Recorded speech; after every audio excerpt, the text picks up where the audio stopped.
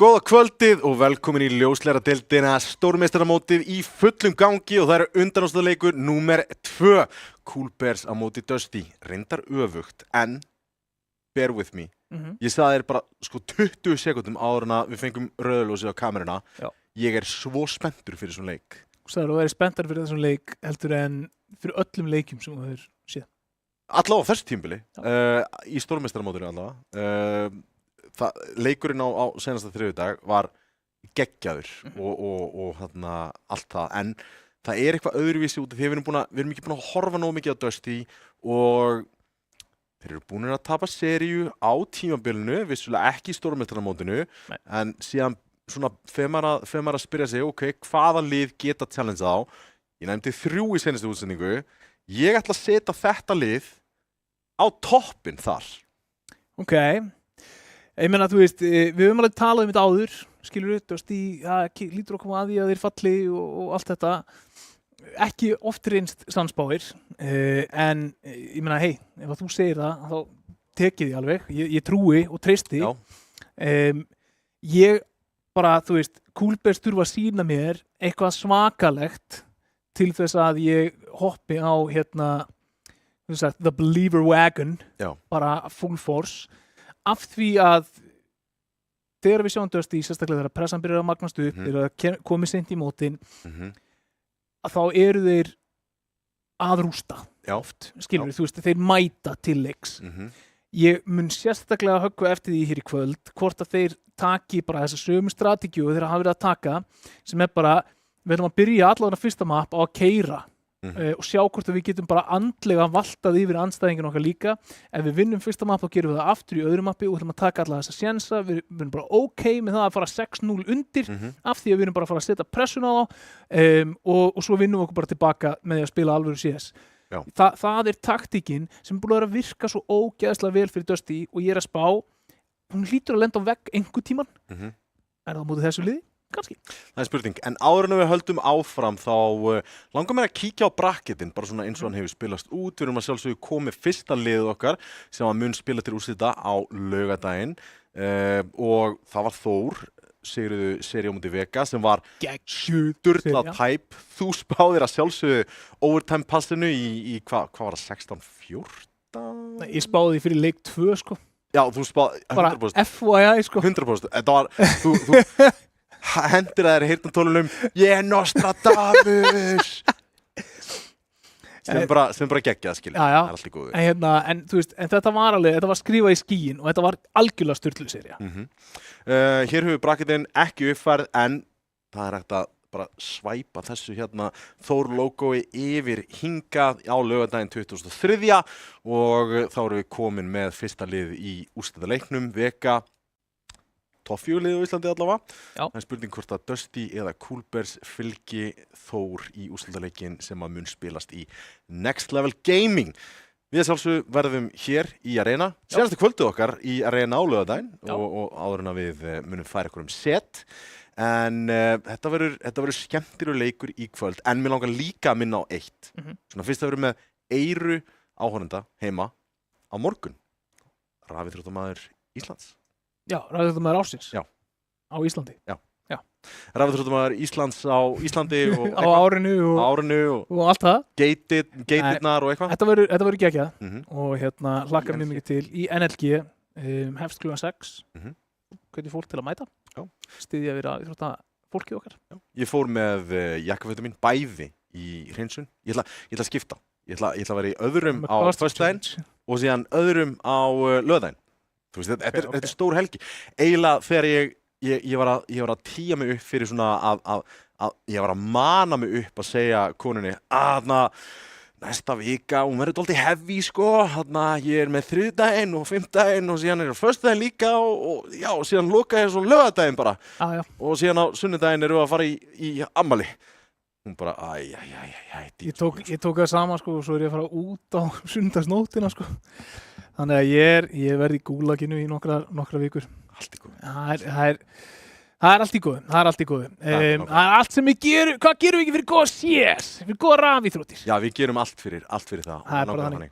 En við ætlum að byrja á allavega liði númer 1 í kvöld og það er liði númer 1 á Íslandi, akkurat núna, það er Dusty og þeir eru heldur betur búin að eiga frábært tímabil, ekki búin að breyta neitt mannskap, Rafleð, Dabbe, Tony, Pandas og Peter, 2 af þessum leikmönnum eru tilnefndir sem geiturnar eða leikmaður ársins í Counter-Strike.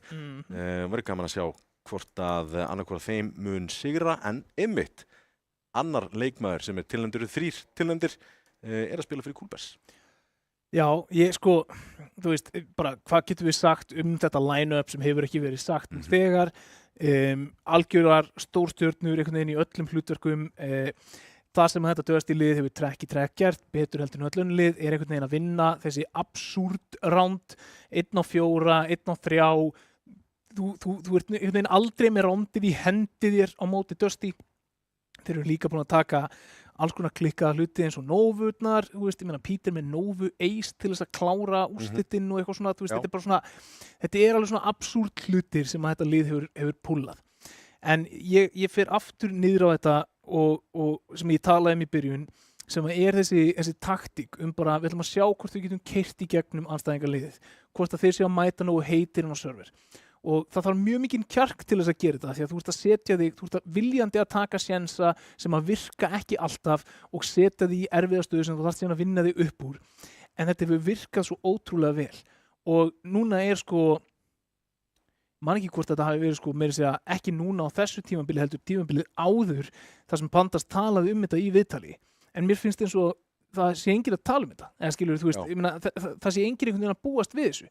Liður ennþá að falla í þessa gildru. Þú labbaði þarna inn og svo bara skilja þau ekkert á hverju Dusty koma bandbrjálaðir bara beinta inn á server og byrja að rössa í andlitið á þeim og keyra það niður með einhvern skrýtnum forsum og eitthvað. Og það er einhvern veginn eins og sé ennþá að koma fólki óvart. Já, þetta er mjög skemmtilegt að þú bendir á þetta út af því að einmitt hann talaði þetta í seinasta viðtali og þarna fyrir þá sem að ekki vita og hafa ekki verið á þessu leveli, þú veist, þá allir leikir eru ekki jafngildir. Undanúrslitaleikur og úrslitaleikur er allt annað heldur en að spila 8-liða úrslit eða Sviss-systemi í stórmeistaramótinu. Þú komið betra lið á móti þér, út með reynslu á bakinu, sérstaklega þegar þú lítur yfir Pandas, Rafleð og Tony upp á ákveðnu marki út af því að Dabbi og Peter verða partur af þessu sigur liði í rauninni með innkomu Rafleð og Pandas inn í liðið.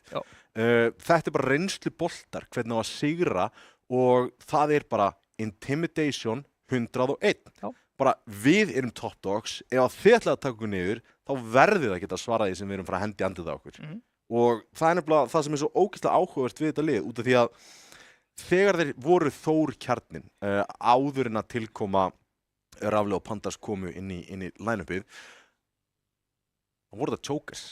Þeir voru ekki sigra undanúrslitaleikina, þeir voru að tapa á móti Sögu í bara notorious flanki gegnum B-lobby Anubis inn í miðjuna með deglum og eitthvað svona, það sem þeir voru pingu að tjóka, en núna þeir eru top dogs, þeir eiga 100% skilið og eru bara ógeðslega skemmtilegt og gott lið að horfa á. Team to beat, klárlega. Algjörlega. Við ætlum hins vegar að kíkja á andstæðinga þeirra, það er Coolbears og þetta er skemmtileg blanda af leikmönnum. Blaster, Edison, Clever, VJ og Mozart að sjálfsögðu þriði leikmanni sem er tilnefndu til geitin í flokkinum Counter-Strike leikmaður. Þetta lið, ég skrifaði niður hjá mér og þetta er mögulega umdeilt, en á meðan Dusty eru 100% með gólfið mjög hátt, þá er þetta lið með hærra þak. Ok. Það eru stór orð. Það eru mjög stór orð. En mest skillful leikmaðurinn inn á serverinum, ef hann hittir í þakið sitt, er Edison. Já. Á eftir honum kemur Mozart.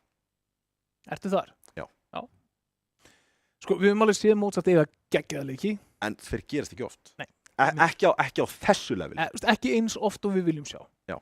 En svo líka bara, þú veist, Clever, ég meina hversu mörg úrslit hefur maðurinn spilað, hversu mörg úrslit hefur hann unnið, einhvers konar svona undirstöðu leikmaður bara í senunni frá því að við fórum að stað með keppni undir merkjum Rísi. VJ hefur átt þvílíka innkomur í alls konar lið og eftirsóttur hvert sem hann fer og við sjáum hann þegar hann í gangi, að spila rosalega vel og Blaster, bara síðast ég sá Blaster komi fáralega mikið á óvart hvað hann mætti með mikinn kraftinn á server og það spurning. Þú veist, ef það eitthvað lið sem að fara að standa af sér einhvers konar sjokk en taktík hjá Dusty og mögulega snúa því yfir í 1-0 fórustu og neyða Dusty til að taka varfærnari taktík eða nálgun í næsta mappi sem að getur þá komið þeim úr jafnvægi þegar þeir eru ekki að fá að gera strategíuna sína. Þá það alveg, ég skal alveg kaupa það gæti verið þetta lið. En ég, einmitt sko, núna veit ég ekki hvort að Dusty horfa alltaf á prísu en síðast manstu því að algjörlega leikgreina núkið hjá þeim að þá bara skiptu þeir Peter af rampinum á núk. Ég hefði ekkert tilfinning það sama Sigurbjörn núna þeir mæti bara rosalega rólega til leiks og pistóli verður bara engin hreyfir síðan allar 30 sekúndur eftir eða eitthvað. Gæti líka vel verið að þeir sé að fara að eipa á mig að Edison og Mozart eru klálega ekki mest skillful leikmændin á serverunum.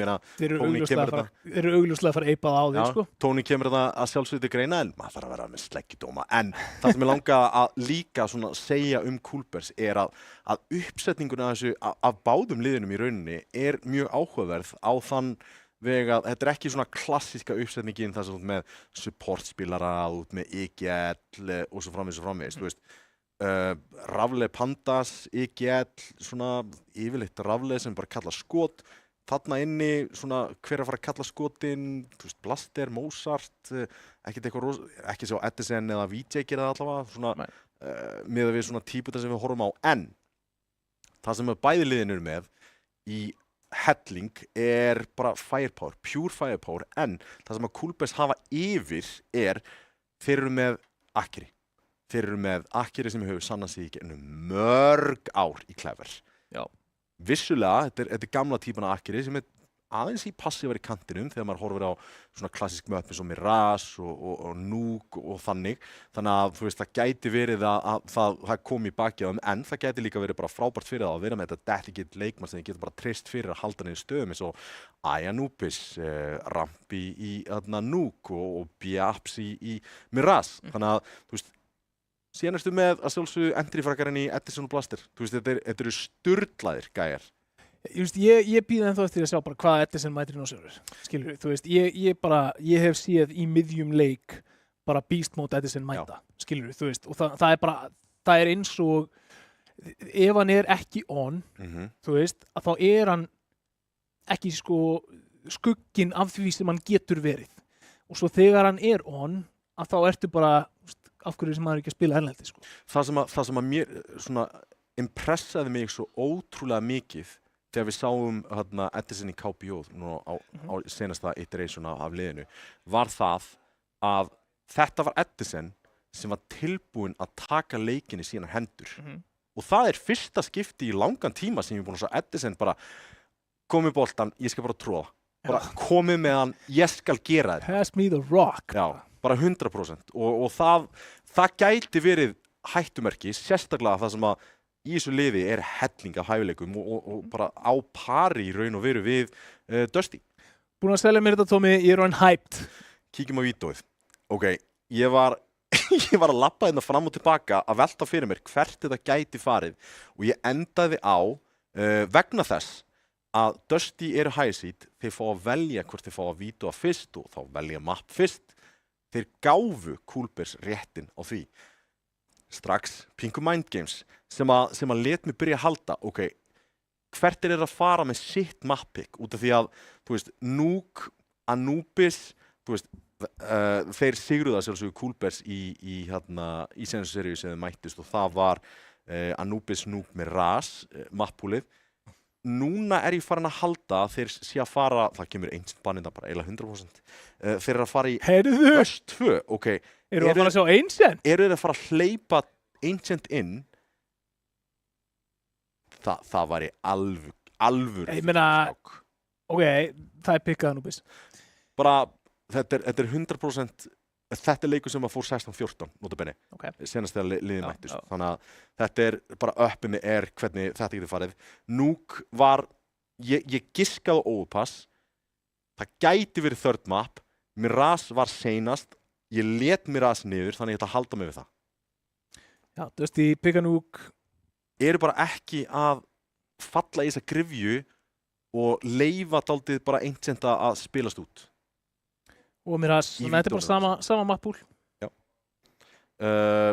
Já, ég bjóst við óupassaninn, ég bjóst ekki við því að þið myndu hleypa Ancientinn og það gæti í raun og verið, þú veist, þetta getur verið á tvo vegu. Annars vegar er það, ok, við erum alveg tilbúnir að fórna einu mappi og taka bara Ancient á kassan. Eða þetta var einhvers konar mind games þar sem að þeir eru að hleypa Coolbears inn í að pikka Ancient þrátt fyrir að það sé ekki styrkleiki hjá þeim. Já. Það er, sko, og talandi það eru stærstu mistök sem þú getur gert í öllum vítóum, er að vítóa í kringum, eða velja möpp í kringum það sem þú heldur að andstæðingurinn sé veikur í staðinn fyrir að velja möpp í kringum hvað þú ert góður í. Já. Þannig að ef að Dusty voru að bjóða upp á það viljandi, að þá er það mjög high level taktík. Gæti líka að svona, jæja, ef þið viljið reyna að leika okkur, Já. þú veist, veljið þá Ancient sem við vitum að er ekki ykkar fyrsta preference, Mhm. og þá fáum við samt, Nuke og Anubis eða Nuke og eitthvað annað sem okkur líður vel í Decider. Þetta er líka frábær leið fyrir mjög góð lið og eins og við vitum þá er Dusty besta lið á Íslandi til að stækka mappúlið sitt bara óviljandi. Bara ok, þá erum við bara að fara að banna Dust 2 sem okkur líkar ekki við. Þið spila ekkert Ancient. Við bara losnum við Dust 2, við vitum að þeir eru með sturlaða mappa sem getur unni leiki bara aleitt og bara, þú veist, koma eftir sig í Ancient ef þið þorið. Já. Það eru 35 sekundur í leik akkurat núna. Þá þegar leikar hefjast í Anubis. Undanúrslitaleikur, seinni, Þór bíða í finals. Hvernig heldur þetta fari? Ég held að þetta verði type serja. Ég held að þetta verði góð 2-0 serja. Fyrir Dusty. Ég hef alltaf eiginlega valið liðið sem að co-hostinn velur ekki. Ég ætla að halda mig við það. Þetta verður 2-1 fyrir Coolbears. Bara, það var í staðið til næsta bæjar og ég get ekki beðið eftir að sjá hvort hún verður sögð hér í kvöld. En við erum komnir inn á server hér á Anubis. Dusty á móti Coolbears hér í undan úrslitum stórmeistaramóts ljósleðarans.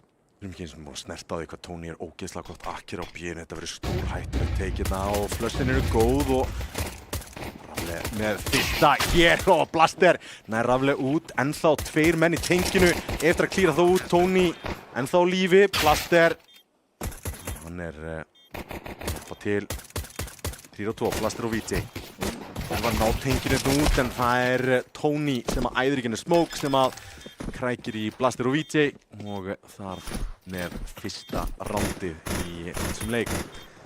Sko, tímasetningin hann á þessu hlaupi gegnum Smokin hjá Tony jaðrar við einhvers konar 7. skilningavitt.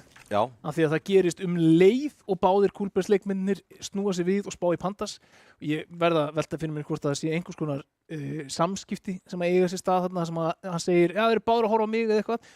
En á sama tíma þá gerist það hratt að ég held að hann gæti ekki komið út úr sér setningunni þegar eru báðir að horfa á mig áður en Tony er farin í gegnum hennar Smoke og komin í bakið þeim.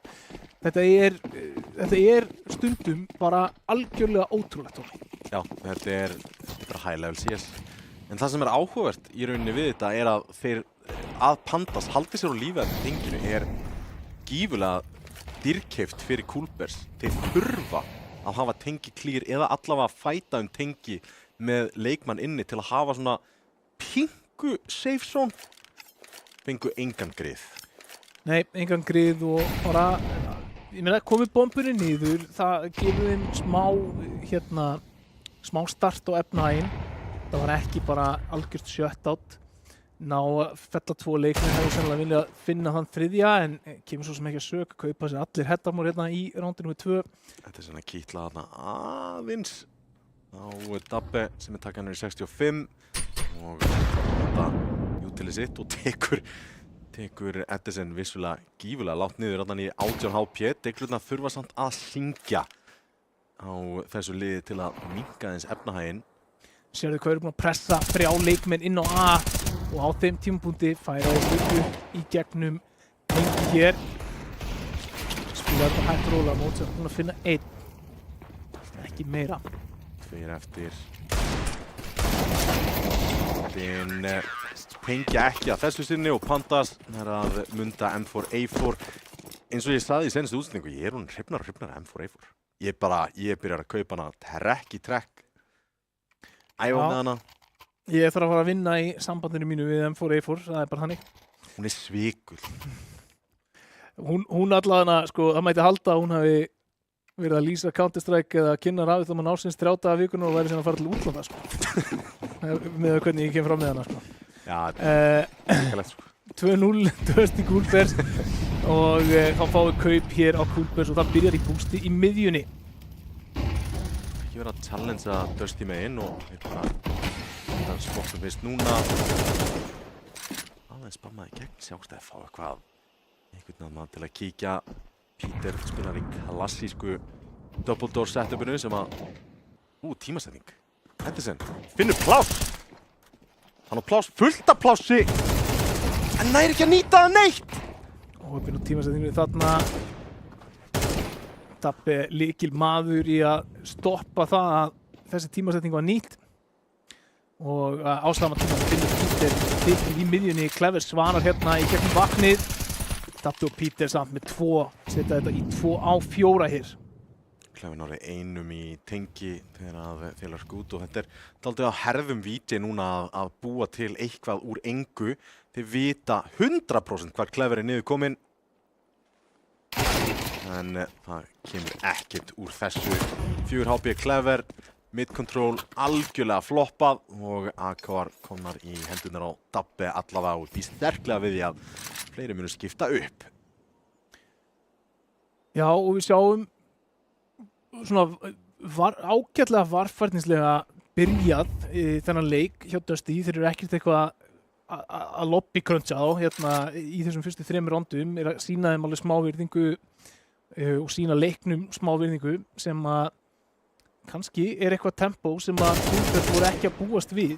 Bara eins og við töluðum 5 sekundur, það er engin nálagt að nei, það næra honum mitt. En sko, ég hugsa þetta, af hverju henda þeir í bústið við smókin bara instant í 3. rándi í fyrsta könnurrándinu sínu? Það er af því að þeir ætla að reyna að grípa þá framalega, þeir ætla að reyna að grípa þá við einhver shenanigans. Já. Hvað gerir Dusty? Jú, tökum við rólega, bíðum í 20 sekundur áður en við kíkjum á miðjuna og svingum síðan.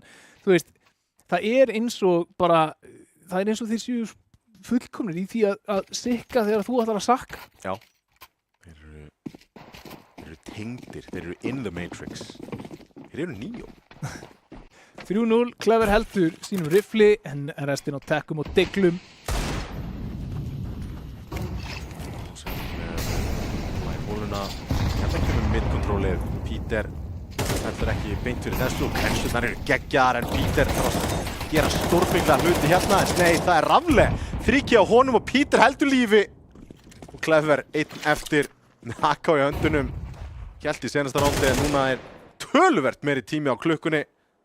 Og hann er vantarlega að klóra sér í haustin hvað í ósköpunum gerist þarna í miðjunni. Já, og ef við förum eftir þessu, Tommy, þá held ég að Dusty séu þokkalega öruggir það að miðjan sé á lás hjá þeim. Já. Miðað við þetta setup, hvernig þeir stiltu upp, bara hei, Peter lendi í vesinni, hann faldi sig bara bak við hurðina. Já. Það var eins og hann væri bara 5 ára og komin í feluleik við pappa sinn aftur, bara hleypur og hann lokar hurðinni svona yfir sig og lætur hann svo að sé ekki til og raflega sér rest. Ég faldi mig alltaf í þvottavélinni. Það er hættulegt. Já, þess vegna ertu svona eins og verð. Já, hann er að starta og ég eitthvað að halda niður með andanum. Jók, ekki reyna þetta heima. Nei. Þetta gerist aldrei. 4-0 er staðan. Við sjáum vopnuna hér í höndunum á Coolbears. Þetta skipti 4 AKR og 1 Galil. Það er eitthvað stöf og stefnan er sett B. 10 til og það er strax farið bara í einbytta brotavilja á A-sætinu. Henderson frestur í broti fylkingar, býður eftir smókarnir. Það séð ekki par excellence. Henderson nær 2 þarna, glæsilegt spraydown. Fantast, næri meira. Komið 2 en Mozart með rífrakið. Pítur og Rafle báðir á miðju og þetta hættulegu staður til að planta sérstaklega vappi í hinu liðinu. En Rafle fyrir aftan smók og Pítur kemur City. Konar í miklu beta afturfang hérna en vappaskotið klikkar ekki. Blaster einn á móti Pítur.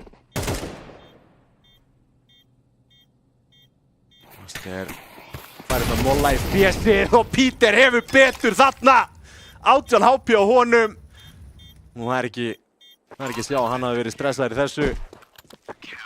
Nei, vel spilað þarna í rítekinu. En ég ætla samt að kalla sérstaklega á það virkilega vel treytað inn á sætin þarna hjá Coolbears.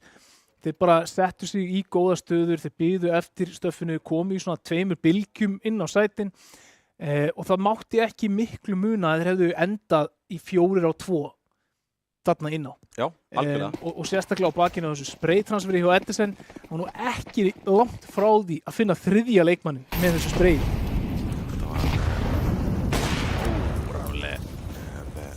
Hársbreytt frá því að ná opnun hérna.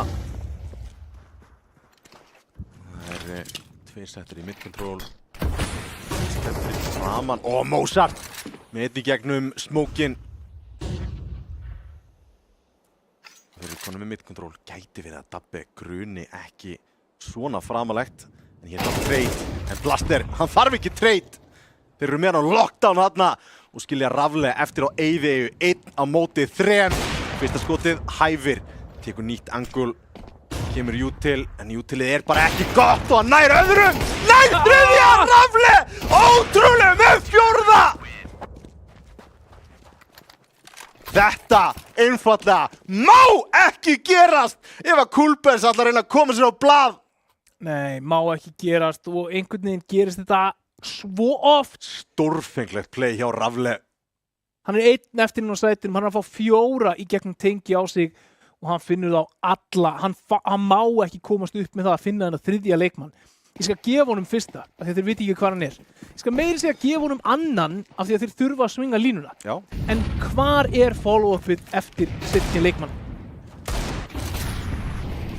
100% samanlega er hann að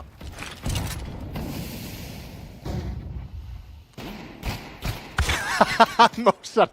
Þetta er annað frakkið hans í gennu Smoke. Þeir eru konum með rosalega mikið pláss. Þeir eru búin að minnka mappið. Þetta er unnið ránd fyrir Dusty. 100%. Dabbe í lykilstöðu hér. Og það er engin að... Jú, það er einn að pæla í honum. Einn að pæla í bakinu. Og hann rétt leit undan. 1, 2. Og Blaster, já, það er bara... Hann tekið mér að reload. Það eru multifrögg eftir multifrögg eftir multifrögg sem að Dusty eru með 2Ks og 3Ks.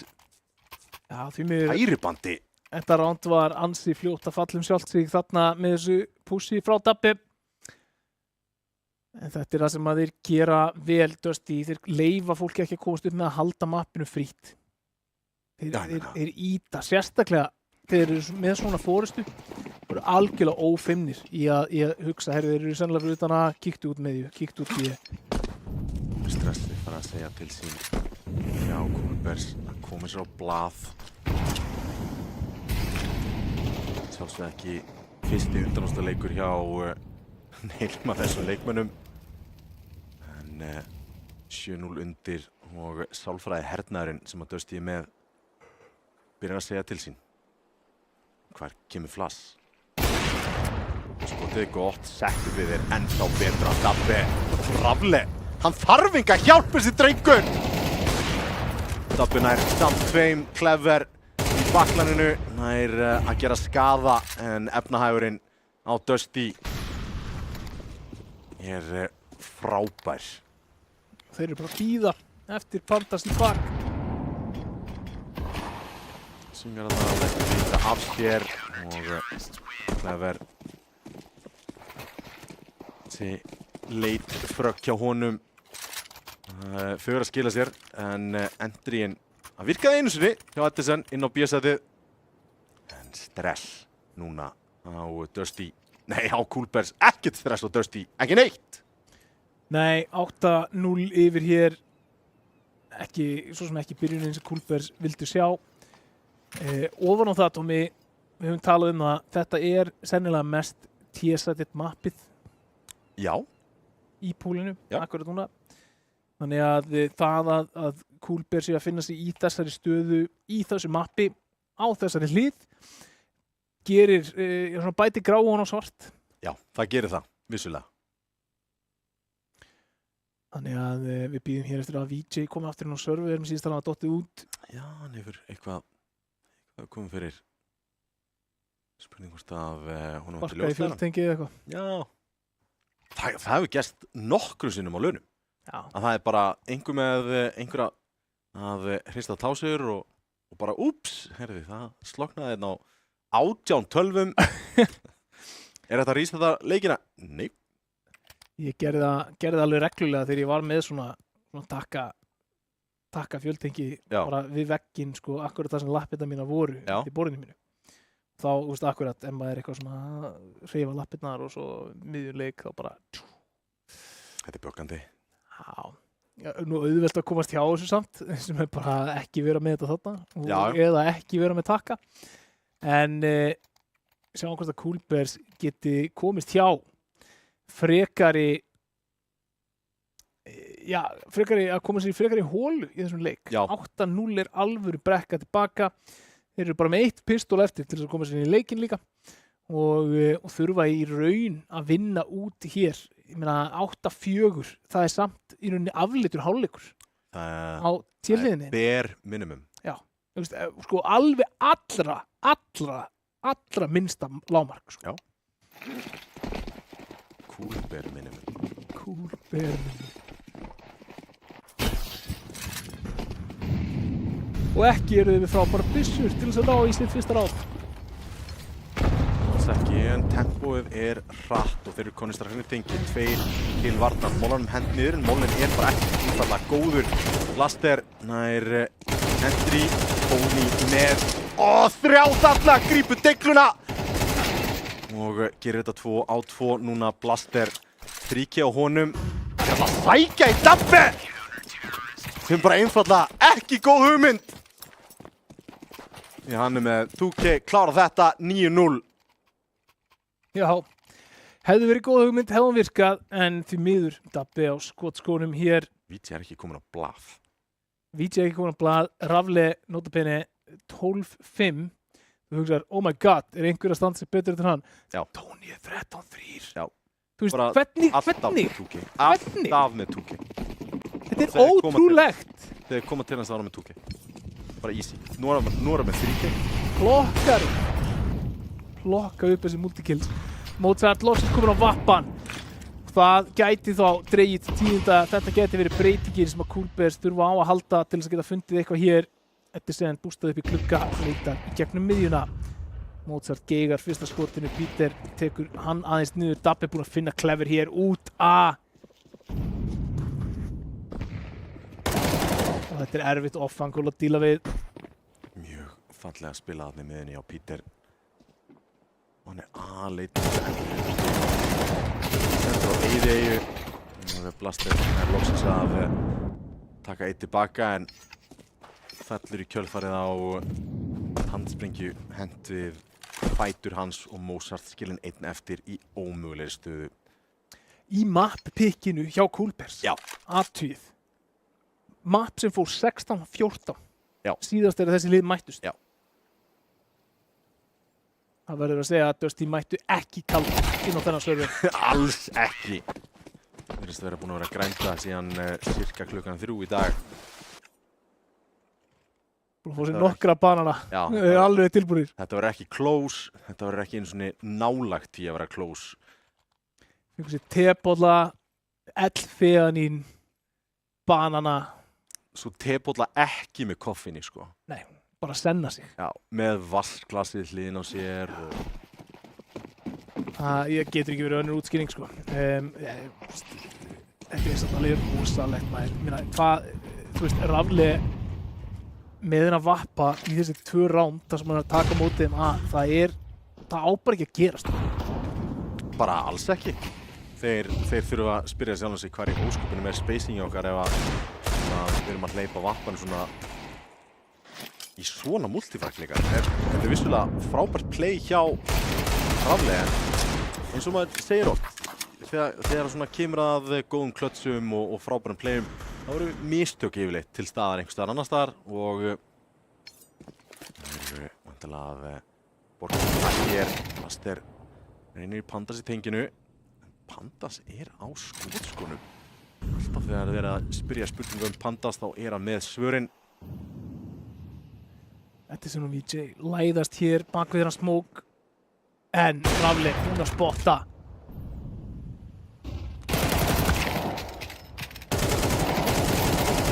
VJ vaknaðu til lífsins, Tommy. Komu frögg. Komin í bjarna. En hvað bomban? Þetta lesið. Ennþá með Pandas í Apex. VJ þarf að fá fragg.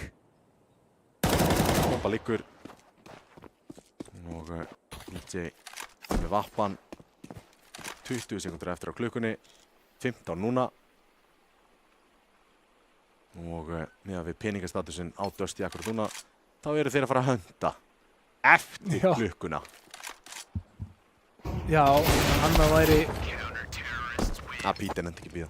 Annað væri fá sinna að hönda. Tímið peningar, segir Peter, og keyrir þetta í 11-0. Já, þetta er ekki lúk sem að maður vill sjá. Þá verður maður að spyrja sig, þú veist, ég meina, þetta er ekki það sem við myndum búast við frá Coolbears. Nei. Við erum ekki búin að sjá í rauninni neitt. Við erum ekki búin að sjá eiga sjens.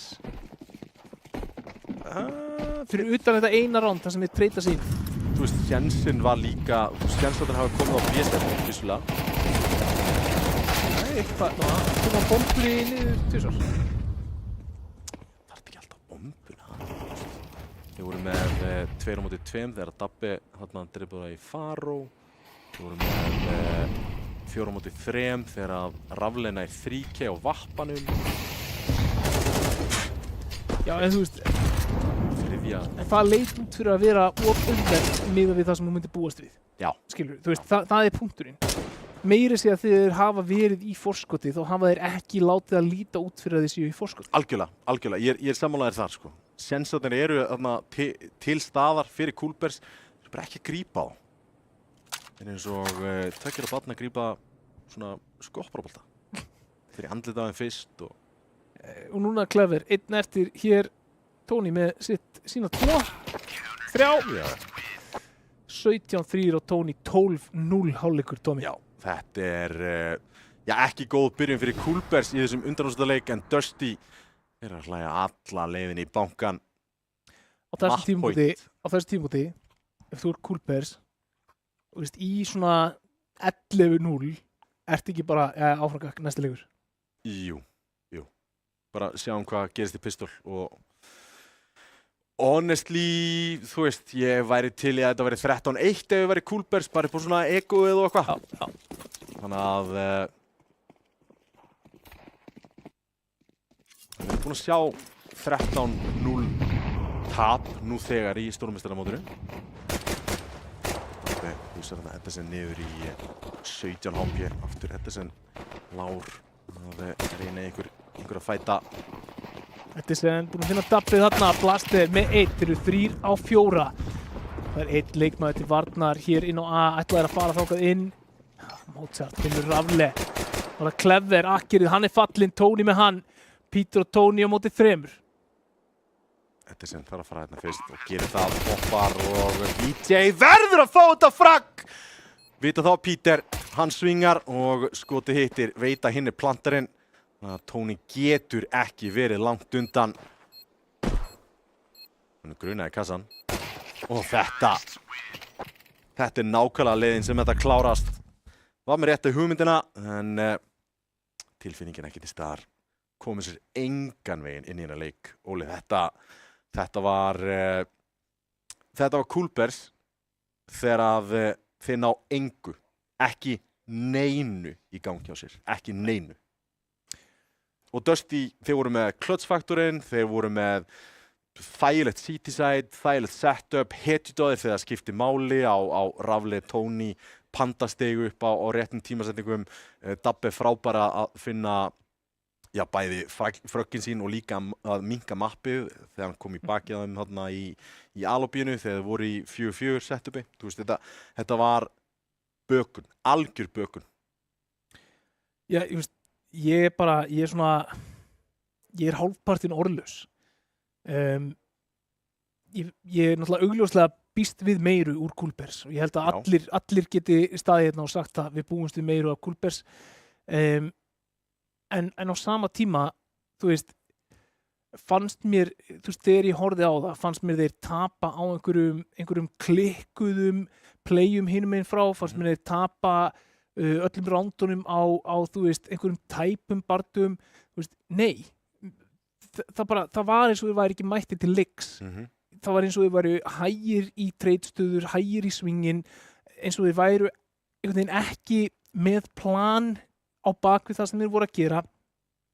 Mozart að ná einhvern byggjum í gegnum smoke, það er ekki nýtt, þú veist, þeir ná einhvers konar opnun, þeir labba 3 inn í leikmann og ná ekki að treita, þú veist, það vantaði eitthvað bit í þetta lið sem að skila okkur þess að 13-0 stigalínu. Þú veist, þú getur ekki tapað 13-0 ef þú mættir til leiks inn á server.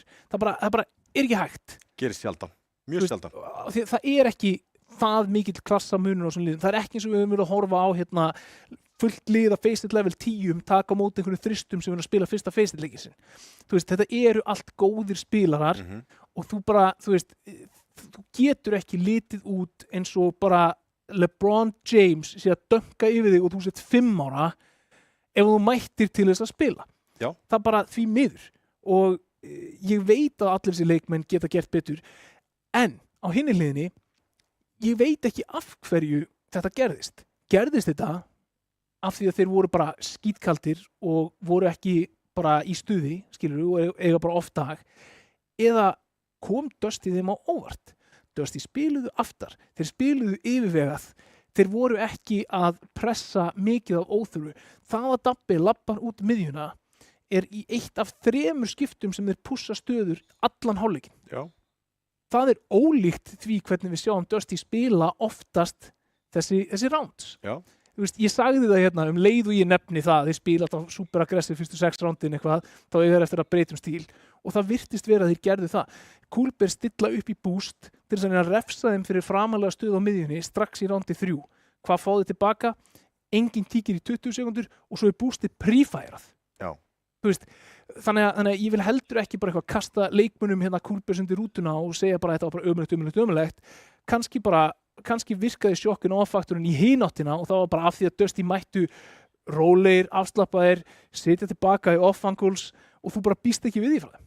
Og náðu góðum skotum og kláruðu dúelin sín. Það er bara nákvæmlega þannig. En MVP? Tony.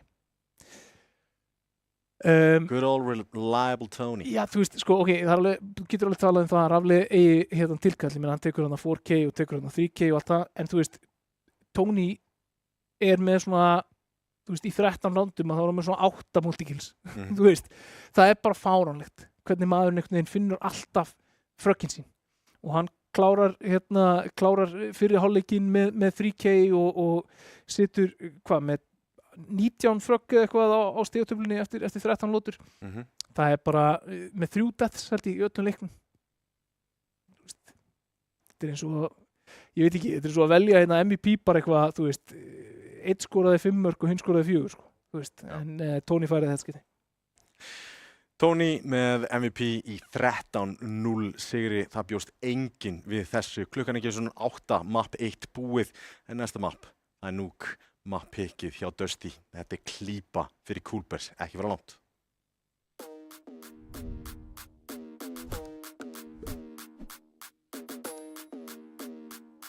Það sem við erum að gera hér í dag er að við ákveðum að taka þátt í Skjálfta, styrkja Rafveiðiþróttasamband Íslands í því að gera þetta frábæra mót og eftir nokkra fundi með Rísi að þá ákveðum við að fara all-in í þetta verkefni og sýna hvað getu við hefðum í heimiliskerfinu hjá ljósleiðarann. Þannig að það sem við gerðum hér að við tengdum hvert einasta borð eins og heimili. Ef við horfum í tölfræðina það hvað að gerast á netinu, að þá ekki verið að nota nema innan við hálft til 1% af heildargetunni sem að kerfið býður upp á. Þá erum við að tala alla netumferð sem í gangi hérna í húsinu. Af því að hegðunin á netinu, hún líka breytast. Það snýst nefnilega ekki allt hraðan, það snýst gæðin. Hvernig er netið? Alltaf gott. Klikkar aldrei, sérstaklega hérna. Það sjúklega gott. Það hefur eiginlega aldrei verið betra. Netið geggjað. Það bara spotless. Bara gæti ekki kvartað. Bara aldrei upplifað betra net núna á laginni, ever. Ég náttúrulega vön netinu hjá og afa og þau voru ekki með ljósleiðara. Þannig að við erum búin að leggja hérna í húsið 388 ljósleiðara og hérna fyrir utan þá komum við fyrir færanlegri tengistöð með 2 alveg risastórum swissum sem að sjá til þess að allir spilararnir hérna séu tengdir við umheiminn. Tengistöðin sjálf svo tengd í burtu með 400 gig samböndum sem fara í 2 áttir til þess að tryggja öryggi hússins. Þannig að ef það kemur upp strengslit eins og hérna í hverfinu þá dettur skjálfti ekki út.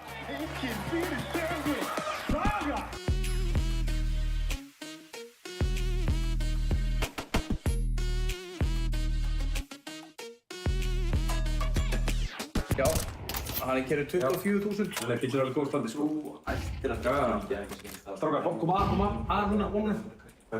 Nei, bílnúmer, já, það er AB27. Já. Flott maður! Ég sagði flott maður. Já. Flott 2 mánuðir. Flott á, takk það. Já, bye. Come on!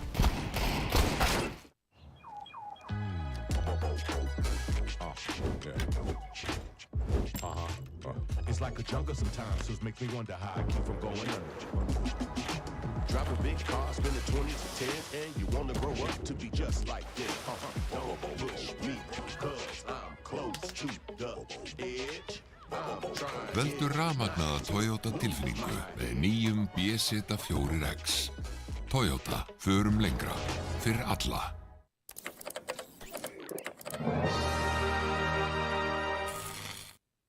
Red Bull veitir vængi.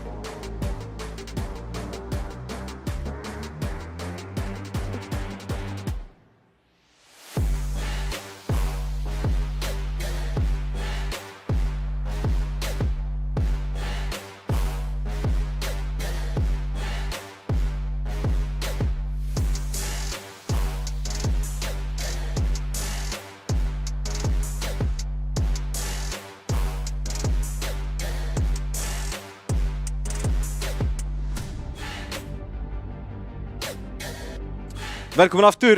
Það var eitt stykki rosalegt thrashing að eiga sér stað í Anubis og við vorum aðeins að ræða þetta svona okkur á milli núna.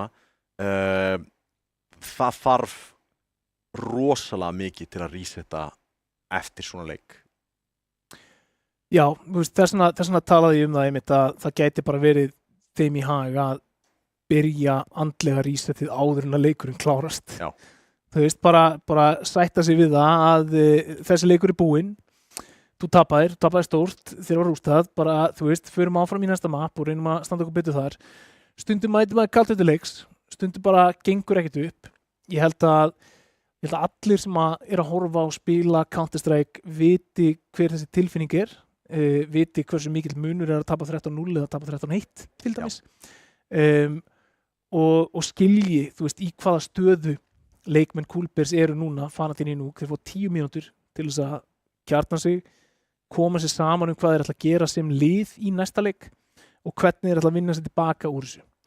Og þetta eru mjög skilgreind og bein verkefni og ég rétt vona fyrir þeirra sakir að það sé einhver þar innanhús eða innan búðar sem að reyna að keyra upp stemman og segja bara, já, strákar, hei, lokum, þú veist, bara, ég man ekki hvort það var með þér eða eitthvað, þú veist, bara 0-0, öll rándur 0-0, þú veist, bara mentally, bara, þú ert aldrei fórustu, þú ert aldrei að tapa, það er bara 0-0, hvernig vinnum við næsta ránd, 0-0, hvernig vinnum við næsta ránd, bara þessi sería, hún er 0-0, það gerist ekki, hættum að hugsa um þetta, gerist ekki, 0-0, það verður að gerast núna. Það nákvæmlega þannig og þegar maður horfir á svona leikmenn í klefanum hjá Coolbears þá strax hoppa til mín, þú veist, menn eins og Blaster sem að svona, þú veist, léttur persónuleiki sem að svona getur oft hjálpa til að resetta eftir svona leiki, bara, það er ekkert maður, bara næsti leikur, kemur náttúrulega líka, þú veist, reynslan í Clever hjálpar til á meðan, þú veist, við erum með Mozart sem er svona pingu wildcard og síðan svona dálítið silent stráka í Edison og VJ en þú veist, stundum getum við talað svona björtupartana, við vorum leikmenn sem voru svona aðeins að skila sínu, þú veist, við þurfum að fá í rauninni bara tilkall til allra leikmanna Coolbears í núk hérna til að eiga séns í þessari seríu núna. Já, ég meina, þú veist, það þurfa allir að mæta og þeir þurfa að mæta betur en þeir gerir í leik númer 1, það er nokkuð ljóst og þeir þurfa helst að vonast til þess að Dusty séu ekki eins beittir og þeir voru hér í leik númer 1. Já, kannski var þetta allt bara risastórt play sem að gefa fyrsta mappið. Panda sig komið sólgleru á sig. Já, það er ekki þetta flasan. Búið að vera gott veður. En Coolbears fá að byrja hér á CT-hliðinni og já, ég myndi nú búast við því að þeir finni einhver ránd í þessum leik. 100%, en allavega 4-4 akkurat núna. VJ opnar fraggreikningin og það er góð sviti. Komið 2, bomba liggur í ískur og 1 í viðbyggingu og Blaster nær honum út og þá er Peter 1 eftir á móti. Já, þeir eru lágir en þeir eru 4. Lágir en 4. Sniltir að skot hjá Mozart og já, allan að 3 leikmenn sem eru konur á blað akkurat núna. Blaster, fínt fyrir hann að henda sér í M4-in. Mozart, kemur á óvart samt að Mozart er að kaupa M4-ina strax í rándi nr. 2, bara samla fyrir appa, mögulega MP9 eða eitthvað svoleiðis. Engin bomba niður, svona yfirleitt glokku, tekku, mögulega ekki armor, eitthvað svoleiðis. Sko, veist, þetta pistolround fór svona cirka eins vel og það gat farið fyrir Coolbears eftir síðasta leik. Já. Þeir fá hérna pistolround í núk, þeir lifa með 4, 3 leikmennir þeirra hitta fyrir eitthvað crisp skotum. Þetta er svona stór partur í því að ná að resetta sig andlega að þetta round farið.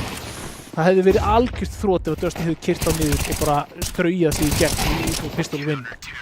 Og núna fá þeir rösa rampin Mozart með 4K. Þetta byrjandi báða vængi fyrir Coolbears menn og ef það er eitthvað sem að getur knúið fram einhvers konar massíft comeback hér og viðsnúning að þá er það sterk byrjun. Já, og þeir fyrir að leita í stjörnunar sínar í Mozart og Edison að draga þennan vagn og búast við þægilegu performance frá restinni af fíldinu. Clever og Edison halda í MP9 sínar, vinnir á M4-um, AK-ar og 1 Galil á Dabbe hinum megin. Galil er væntanlega til að eiga no util hérna fyrir Smokebag og síðan eitthvað. Blaster komið snemma í Secret, enginn samt að hreyfa sig úti. Það verið stefnan sett inn hér og sérðu núna Dusty að taka framalega stöður mjög snemma í rándinu. Þeir eru að keyra svolítið á tempóið. Staðsetningi þannig að við nákvæmlega upp á pixel hvar hann má vera til að VJ sjá hann ekki og Rafle með entry hér á VJ Edison í hotninu, finnur engan og Dusty eru búin að brjóta sig inn á A-sæti hér. Þeir gerir þarna góðan skaða á Rafle sem að flata stöðunni. Hollin góður þarna í ískurhurina en það er enginn sem getur tekið þátt í bardaga annar en Mozart. Clever ennþá í ramprúminu. Þetta var ekki jafn crisp og hann hefði viljað. Lár líka eftir þetta og fellur í kjölfar á því. 2-1, fyrsta gun round fer til Dusty. Áhugaverð samt að VJ hann hleypir fyrsta minnum út af flassinu og reynir að elta hann. í staðin fyrir að einbytta sér að númer 2 og 3. Svona bara litlu hlutnir. Já. Já, þú veist, sem pingu selur náttúrulega sjálfsögðu leikmanni sem að spila inni með honum í, gott að það var ekki Edison að spila með honum. Jú, Edison stóð í skvíki með MP9. En hver svo sem það var, ég sá ekki hver það var, hver svo sem faldi sig þarna upp á pixel frá línunni hjá VJ, það var bara, þú veist, virkilega vel gert. Það kom þeim í þessa stöðu að geta executað og hoppað út með minnsta mögulega fyrirvara. Þá koma þessi út hérna og aftur VJ staur, blindaður og Edison á sama stað fyrir fram að smókin og það eins og við séum að horfa á endursýningu. Sko, þetta bara entry á þeim. Þetta Pandas að búa til pláss að leyfa rifflunum sínum að taka dúel þegar það verið að fara að skjóta á hann. Þú veist, þetta En þú veist, ef að Blaster hefði náð 2 tökum í gegnum smókina þá hefði þetta verið bara eins og replay. Já. Bara nema VJ stendur ekki búið sæló. Annars var þetta bara nákvæmlega eins. Já. 2 take inni og VJ ennþá ekki komið með frögg úr þeim sem slæmt, bara virkilega slæmt og Edison nær þarna einum í inniteki. Hann dálítið fastur í ískur ef að þeir eru bara að flæða út gula. Já. Sem þau gerðu tvisvar í röð og ég bara ætla að leyfa mér að spá því að þeir munu gera það í þriðaskipti. Úff, það var eitthvað. Það bara svona, þú veist... Takið samt eftir, þú veist, þarna bara fyrir þá sem eru heima og vilja aðeins svona pæli þýrinu á bak við entry. Þú veist, hvernig Pandas kemur sér fyrir með flassið, entry-flassið og hleypur og býr til pláss. Tekur hægri beygju yfir sælóið, coveraður þá af Heaven, getur ekki fætt við Tetrisið og líka við spækvendið og svo framvegis á meðan hinir rifflarnir sem koma á eftir honum það alveg stórt gap á milli og þeir geta tekið fætin á móti fyrsta kontatið. Já. Blaster smókaður út hérna. Það Mozart á vappanum og svo eru pistlur og Clever á rifflinum. Mozart með tækifæri til að láta á sig kveða hér en Ravle sér við honum. P250 á Blaster. Með vina smók sem að fer að feita og gerir það núna. Heldur hann? Já, hann heyrði það.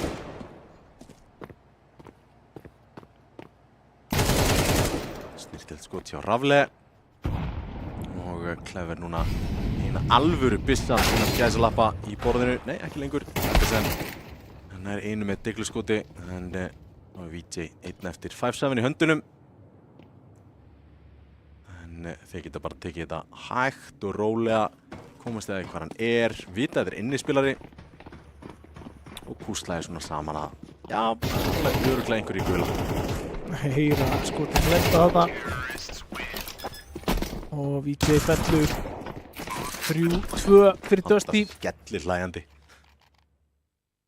Þetta skemmtilegt fyrir Dusty. Já. Það oft þannig, það gaman að vinna. Gaman að vinna. 3 mjög samfærandi ránd í röð hérna hjá Dusty. Já, og peningurinn ekki í frábærum málum. Coolbert megin þurfa væntanlega að taka hálfkaup hér og gera þá ráð fyrir því að gefa þetta eftir. En í næsta rándi eftir þetta þá ættu þeir að vera komni með allt sem þeir þurfa til þess að berjast tilbaka. Nær einum og takkar Blaster í 10. Mollin vel staðsettur en Pandas.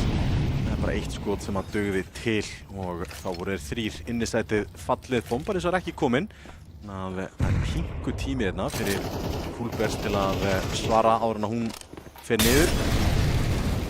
En Mozart þarf að bíða eftir Molla. Clever fellur hús Rapp. Molli númer 2 á Mozart.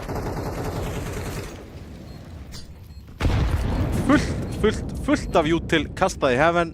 Við viljum engan þangað. Peter svarar kallinu.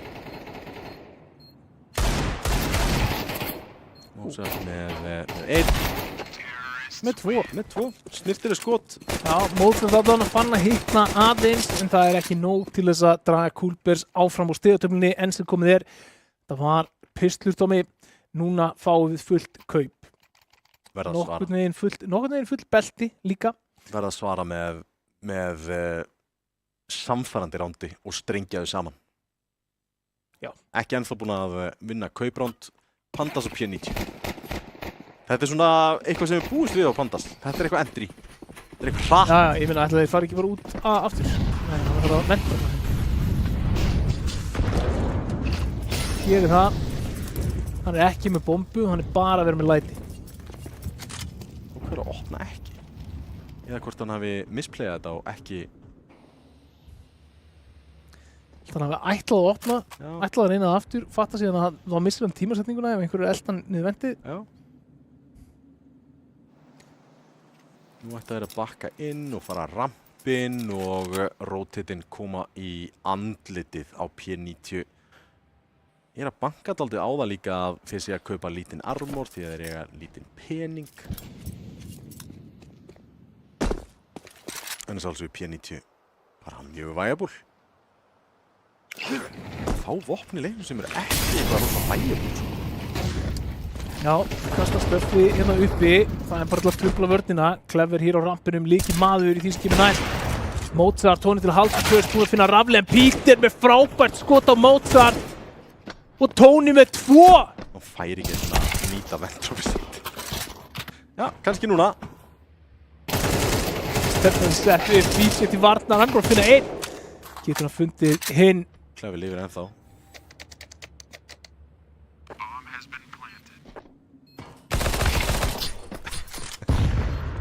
Vita Clever ramp. Tímasetning og P90 2K. Þessi tímasetning er svo sársaukafulл. Leið og hann tekur upp handspyrnuna þá mætir hann útvendið með P90. Já. Það er bara, það er svona eins og þú værir að skera einhvern upp bara með hníf úr salti. Þú veist, að talaðu bara strá salti í sárið, sko. Já, hann líka með steikarhníf að skera það upp, sko. Þetta er bara, wow. Það er nógu leiðilegt að lenda í því þegar tímasetningin er léleg, sko. Já. Það er ennþá verra þegar það er einhver gæi sem mætir upp vendið með P90, sko. Hann heldur áfram að kaupa P90, ventroppar aftur. Molly í vendið og væntanlega að opna núna. Já. En Tony og Dabbi með opnanir inni og Rafle með Mozart nær einu með deigluskoti en allt kom ekki. Sko Mozart er 10-5, hann er frakkhæstur og sörf. Já. Spray, Clever skot á rampinu.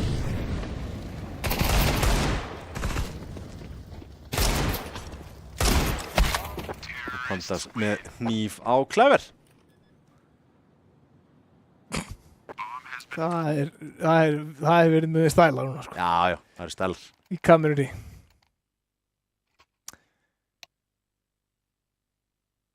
Já, talandum að strá salt í sárin. Það er bara nákvæmlega það sem þetta var. Já, ég minna, þetta er fæ meiri pening. Þeir þurfa ekki pening, en það er bara þannig. Herðu, aftur kaup hér frá Coolbears. Já. Vappi á Mozart. Ja, með þetta hvað hann er heitur framan af þessu leik þá gæti það.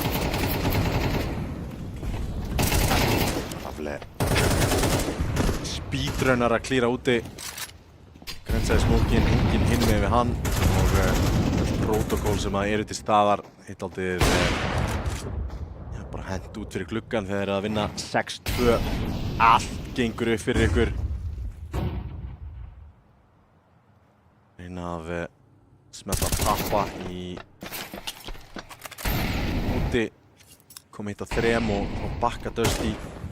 Reyna að pikka Clever á rampinum. Búist við því að einhver sé komin mögulega í þægilega stöðu. Þetta er sem búin að klíra úti. Þetta er frábært info að hafa, en inni er vandamál. Mozart komin í hjálpina. VJ nær einum og særir annan og Edison í bak, nær 2. Tony, gott spray down. Má ekki gerast, Tommy. Nei, bara engan veginn. Leita á Edison í lobbíinu. Flass á hann. Má ekki gerast, Tommy. Tony low. Bomba í ískur. Í uglu, Tony. Grípur í klokkuna! Það er í næsta AK en veit að hann droppaði. Tekur fætinn, 20 HP á honum og Tony vinnur 1 á móti 3 og hristir hausinn. Hvað í ósköpunum er að gerast?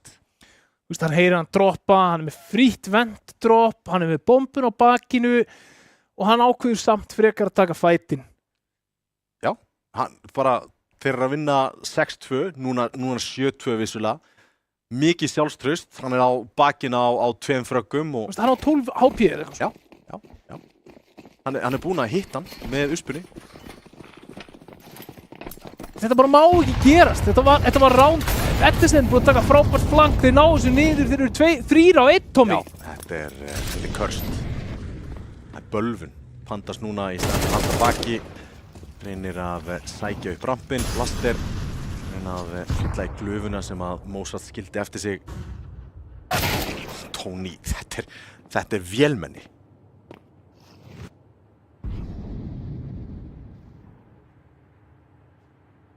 Pandas leitar að Clever. Engan æsing. Hún að hnífa hann einu sinni. Kom í baki á honum í annarskipti. Sá þess að staðist þessu. Þeir eru bara að skrifa á undan, Tommy. Já. Lengst á undan 8-2. Og aftur bendum við á það, Cool Bears byrja þennan leik á betri hliðinni. Já. Við værum að búast við í eðlilegum leik að Cool Bears væri að setja allavega 7, ef ekki 8 á borðið. En því við snúist hér, núna þurfa þeir að klóra í bakkan eða þeir ætla að eiga séns hér í þessum leik, eða þeir ætla að opna upp á möguleikann og koma tilbaka hér í seinni hálfleik. Nýr ískur. Þetta er sem hinn með við, verðin brotinn, getur verið dúel að það í uppsiglingu.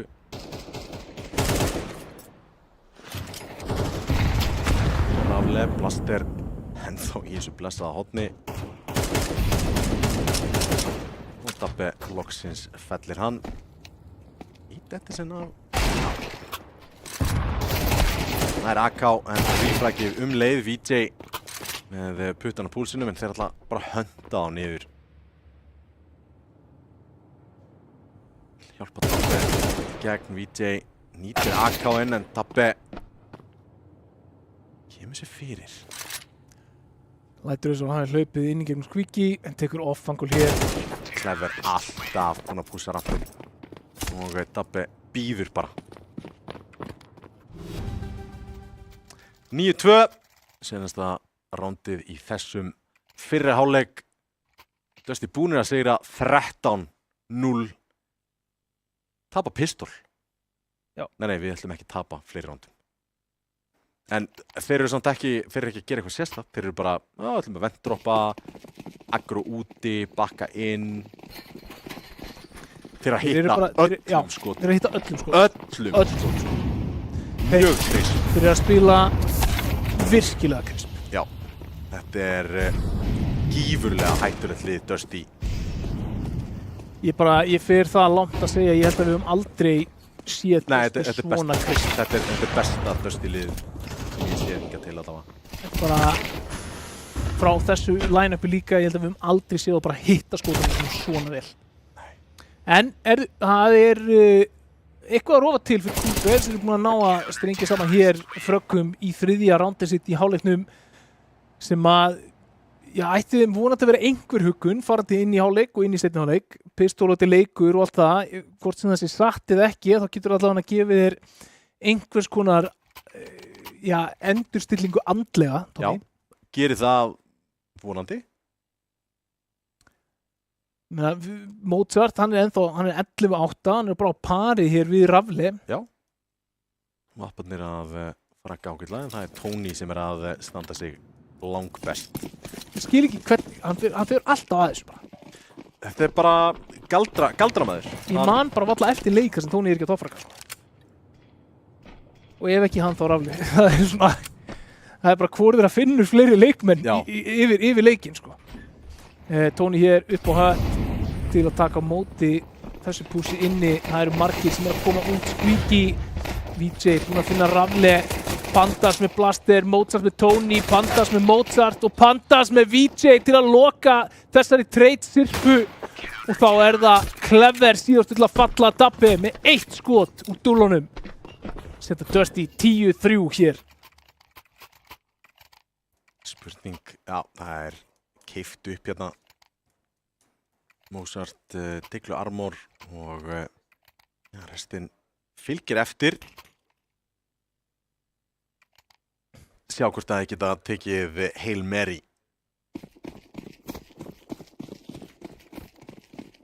Mozart að sjálfsögðu, já, ég held að slatti af þessum 12 fröggum síðu Diglum ábyggilega helmingurinn af þeim. Hátt í það. Já, bætir í. Já, færst í aukana. Tony þar nokkuð veginn offengulega, en Rafli komin í hjálpina nær 2K. Það er Blaster og Clever 1-2 eftir á móti 3. Dabbe og Peter ásamt Rafli, MP9 og Dabbe. Þeir virðast alltaf sækja á hann. Elska þetta animation. Já. Skaman skjóta líka þegar maður er í miðjunum.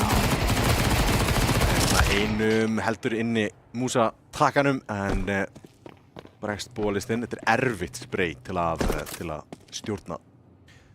Já, Clever með Digluna í hendinni, 1 eftir í liði Cool Bears. Já, þetta var í klöts. Það var í þarft klöts. Hvar er Peter niður komin? Er hann hjá Dumbledore? Já, hann er hjá Dumbledore. Þetta er snirtilegt. Clever að eyða öllum tímanum í að klíra allan fjandann hérna. Peter komið í single. Það er langt á milli í rotate, þannig að ef hann nær plantinu og fragginn á Peter gæti verið möguleiki.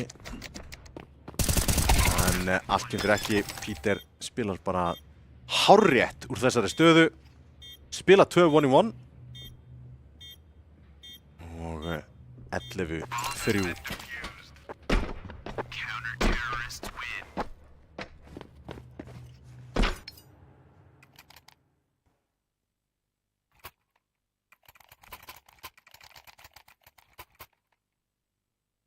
Aftur keypt plant að sjálfsögðu sem að Clever krækt í.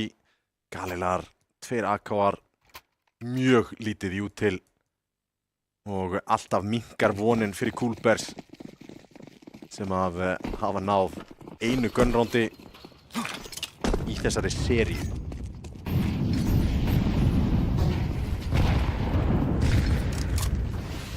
Já, það er ekki frábært tölfræði. Sáum hvort þið geti gert það að 2 gunroundum. Þetta er vel staðsett hér að taka móti þessu. Þeir eru 2 þarna en þeir 2. Pandas. Bomba liggur, VJ low og Dabbe klárar VJ og þá Clever 1 eftir. Að spila að halda lobby, sýndist mér. Það að nýta hennar Galil, fara að fekka hratt út. Þetta eru baka á. Bomba liggur í einskilsmannslandi og það er Dabbe frá CT sem að klára þetta. 12-3 map og match point með í úrslitaleikinn og Dusty tapa mögulega 3 lotum á leiðinni þangað. Já. Það er sko, ég væri Þurfa þær að vera einhvers staðar? Þú veist, eru þið með bókað í bíó klukkan 9 eða? Ég bara veit það ekki. Ég væri bara farin inn í aimbot núna ef ég væri Þór. Já. Þú veist, og bara ég væri þar fram á laugardaginn. Ábyggilega. Það er ungt á að leiku sér allavega. Já, þú veist, bara ég skil ekki, þú veist, hvaða taktík ætlar að nota á móti þessu? til þess að slökkva í þessu. Þú bara getur það ekki, þeir bara skjóta þig í hausin. Þú verður bara að vinna fætana þeirra. Það er ekkert annað. Þeir eru alltaf það sem þið búast síst við þeim og þeir eru alltaf fyrir til á gikki. Það er öllum nema 3 rándunum, eins og þarna. Tony bara veit nákvæmlega hvað er í gangi. Clever og Mozart 1-2 eftir til að lengja þessa seríu og Mozart nýtt deikluna á. Það er að minnka munin. Mozart þegar þeir með 9 deglur frá þessu leik, sko. Já. Það er ótrúlega. Mozart 1 eftir og þar höfum við það 13-3. Tapa 3 rándum í 2 möppum. Tapa 1 gunrándi, 1 pistóli og 1 glokkurándi. Það sem þeir rössa rampin. Já. That's it. Ég, á einhverjum tímafóti, í 13-0, þá hugsaði með mér, það hlýtur að vera að klippa hérna, að ég hafi verið að spá Kúlbergs sigri hérna. So be it. maður verið að selja leiki einhvern veginn. Já, já. Það er bara nei. En þú veist, hvernig á maður að selja úrslitaleikin með að við hvernig Dusty voru að spila. Þeir voru hættulegir. Sko, ég myndi segja bara, mér langar að sjá að reyna að rönna sama dominans á móti Rex Blick úti. Ég bara, er ekki að fara alveg að sjá það. Sko, þeir voru fáránlega krisp. Já. Það skiptir samt engu máli. Þú getur aldrei sagt, andstæðingur var bara það krisp að við töpuðum miklu meiri hluta af dúlunum okkar. Þú veist, þegar dúlun er í 20%, þá ert þú líka bara að spila undir væntingum. Já. Og þú veist, þetta var bara einhvern veginn hinn fullkomni stormur að Kúlbergs voru ekki að hitta eins vel og þeir eiga til að hitta og Dusty voru að hitta ennþá betur en þeir eiga til að hitta. Sama, staðsetningin hjá Dusty, tímasetningin hjá Dusty, þeir voru allar algjörlega spot on í allt kvöld. Það er alveg momenta sem að, þú veist, einhver er að horfa hingað og svo ákveður hann að horfa hingað og hann fær 2 í andliti á sér og tekur 2K, þar sem á önnur kvöld að þá horfur hann hérna í 1 sekúndu viðbútt og færið á eyrað á sér. Þú veist, það er alveg svona hlutir sem að voru að falla með Dusty í gegnum þetta allt saman, en á einhverjum tímabúti að þá skiptir einhver máli, þú hlaðir því öllu upp, þú átt samt ekki vera undir sko 30% eða 25% eða hvað það er í efficiency í dúlunum þínum og Kúlbergs voru bara aðeins undir þar í kvöld og Dusty nýttu hvert einasta tækifæri sem þeir fengu, þeir nýttu það til fulls og þeir lokuðu þessari seríu með eins afgerandi hætti og já, næstum því mögulegt er. Vantaði 3 ránd upp á að hafa þetta fullkomið 2-0. Það væri virkilega skeri allavega. Ef ég væri Þór þá væri ég allavega ekki eitthvað mjög spenntur. Ég myndi vera allavega undirbúinn fyrir laugardaginn. En ég held ég væri svo spenntur. Já. Af því að þú veist, þú horfir á þetta, ef þú ert Þór, ef þú ert ógeðslega góður í CS og þú ert með keppnismanns ego, að þá hugsaðu, sé hvað ég laka til að rústa þessum gæðum. Já, og ég meina þeir eru ekki að fara að valta svona um mig. Blikk var á móti reyndar ekki í senasta mappinu, en nei, þannig eiga þeir að hugsa um þetta akkurat núna. Þeir geta ekki hort á þetta og verið bara eitthvað, oh my god, við erum ekki séns. Ef þeir labba með það mental inn í úrslitin, að þá getum við bara sleppt í að mæta á laugardaginn, sko. Já. En ég trúi því statt og stöðugt að þeir geri það ekki. Ég held að þeir séu alveg tilbúnir í að fá sitt tækifæri á hefnd upp í NLG. Við kveðjum allan að Kúlbergs úr mótinu, þeir detta út topp 4-lið með vika í því 3-4. Spennandi lið, verður vonandi gaman að sjá þá halda áfram í deildinni núna eftir sumarið og vonandi á háinninginu líka. Spurning hvort að þeir leggja leið sína þangað. Kannski þetta bara landlið. Já, þetta er kannski landlið, mögulega. MVP? Sko, í mappi 2 ég ætla að gefa Rafliða af því að hann var bara mjög atkvæðamikill og spilaði þetta mjög vel en þú veist, það er sko þetta var hann og Tony í mappi 1 skilur við, þú veist, ég gef Rafliða í mappi 2 en ég gef Tony það yfir seríuna sko. Hann, þú veist, það er bara ég hef ekki tölu á því hversu mörg multikill maðurinn fekk í 29 rándum þú veist, báðar þessar seríur voru jafn langar og 16-13 leikur Já. í gamla Já. MR15 sko. Já, það er Nei, sko, það er crazy, það er sturlað. það er sturlað. Það er En- bara þannig. Þetta var dominans, heilt yfir. Á þeim nótum þá ætla hann að hvetja alla að mæta í NLG bæði föstudag og laugardag. Það er eitthvað í gangi. Það er íþróttamaður ársins og á föstudaginn og það byrjar klukkan 6 og síðan er það ekki klukkan 6 líka. Klukkan 5 fyrirgefum á laugardaginn niðri í NLG en að sjálfsögðu við verðum hérna á svæðinu, þessu svæði og síðan kíkjum við í NLG eftir úrslitaleikinn. Á þeim nótum þá kveðjum við og við sjáumst á föstudaginn og laugardaginn í NLG. Takk fyrir okkur.